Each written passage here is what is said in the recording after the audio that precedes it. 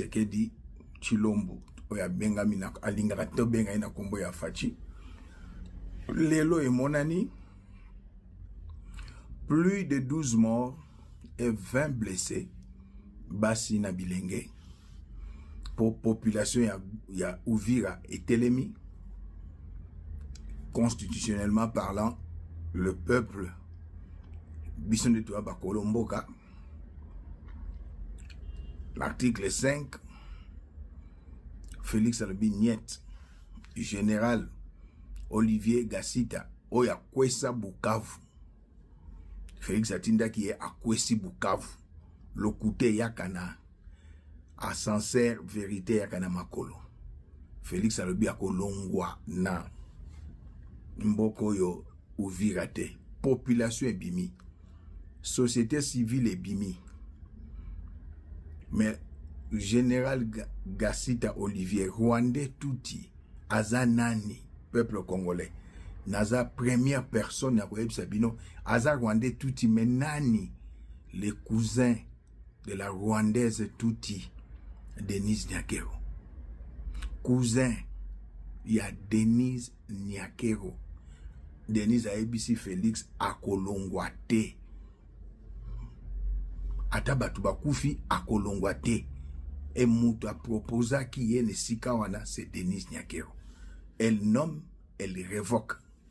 Tolanda Kepa Yale Kinangai Sandra Ndenge assistante naye Sylvie Kongolo alias Mulumba alobiye alobaga chef Tia Oyo Longola au Salaboy parce qu'elle est la deuxième personnalité du pays officieusement.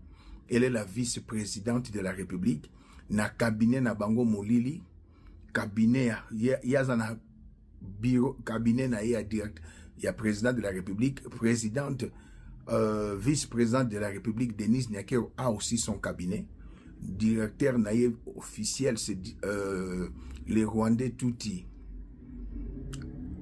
Azaria Suruberwa bazana bureau wana na babizi makara bangonde bazana bureau wana bazako travailler ANER DEMIAP CNES ezana maboko ya Denise Nyakero. Peuple congolais mboka ezali kokende bino bofandi bino ba militaire bofandi ordre mal donné ba exécutaka yango te bino bazali ko exécuter yango lelo bilan provisoire 12 morts une vingtaine de blessés na Uvira pona mutu moko azali Rwandais touti ndeko ya Denise Nyakero la Rwandaise touti pona mutu moko Félix et sa maîtresse Denise Nyakero bandimi ko sacrifier peuple. Elle se dit de Sud Kivu. Elle se dit elle est Mouchi mais talande ngozobo misabatu. Félix, les ténèbres ne régneront pas toujours. Nyakero, les ténèbres ne régneront pas toujours. Mes très chers militaires, ordre mal donné ba exécuter yangote. Na yaka na ba image pour na li solo ko solo na bino ba militaire na mukola lelo. Président Macron atindi armée française babunda baboyi na mboko yo Ukraine. J'ai la vidéo ici pour Kongola Lingaka qui mon ameso. Je suis désolé, je cherche la vidéo. Je cherche la vidéo.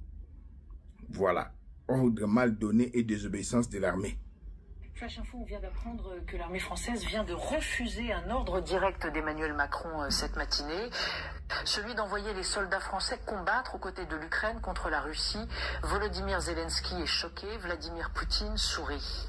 Selon des sources concordantes, l'armée française aurait refusé d'exécuter un ordre direct d'Emmanuel Macron qui exigeait l'envoi immédiat de troupes pour combattre aux côtés de l'Ukraine contre la Russie. Cette décision inédite dans l'histoire récente traduit la fracture grandissante entre le pouvoir politique et l'institution militaire. Les états-majors, conscients des risques d'une confrontation directe avec Moscou, aurait invoqué la nécessité de préserver la sécurité nationale et d'éviter une escalade pouvant entraîner la France et l'Europe entière dans une guerre totale. Le chef de l'État, déterminé à afficher la solidarité de Paris avec Kiev, se retrouve ainsi fragilisé, confronté à une armée qui choisit de faire premier la prudence stratégique sur l'obéissance absolue. Le refus interprété comme un acte de résistance. Mapinga ya mboka na biso, je suis un ancien de DEMIAP, officier de renseignement. Tobanda DEMIAP na 97 entré à FDL na bimi na 99 na tiki. Pona monaki ba Rwandais balekaki, ba onde bayaki ko okipe mboka na biso. Mapinga ordre mal donné ba exécuta kangote. Oza soldat congolais na Uvira. Un Rwandais touti. Batindi est commandant second pour n'otali opération na renseignement. A pesio ordre, il ne fallait pas. Na pesibino mot d'ordre, bo kangaye, bo kotisaye, so ki hélicoptère, na avion, bo zongisaye na air, na Kinshasa. Vous êtes les premières victimes, so ki banguna bakoti. Bakotaka na 97.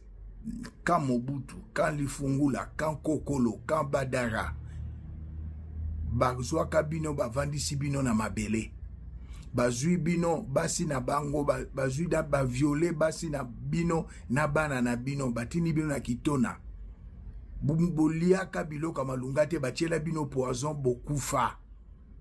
Morning Star azoloba, Bibi Kapinga azoloba, Denis Dishosho azoloba, Sandra Mudimbi azoloba. Leki nanga bokechwa yambo azoloba. Fabien Kiswanika azoloba. Nabandeko mosusu. Bakamani. Batozali ebele kote lemela. Pouvoir oyo.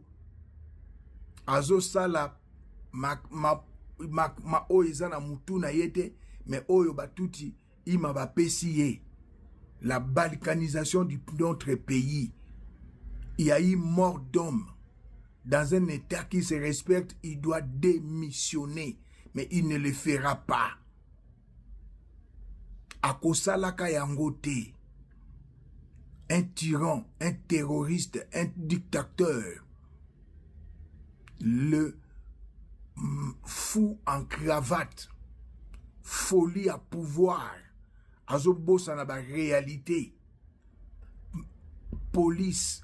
Militaire, soldat ya rang, Bobi Mananzela na Uvira, Bobengana, les Rwandais touti, Obed, plutôt Olivier Gassita, cousin ya Denise Nyakero, la Rwandaise touti, bota la couple oyo ndenge baza ko sala, bakomi lokola ba Tchechesku na mwasi na ye Elena, mais souka na bango ezalaki mabe, les mêmes causes produisent les mêmes effets. Debout Congolais, sauvons la République.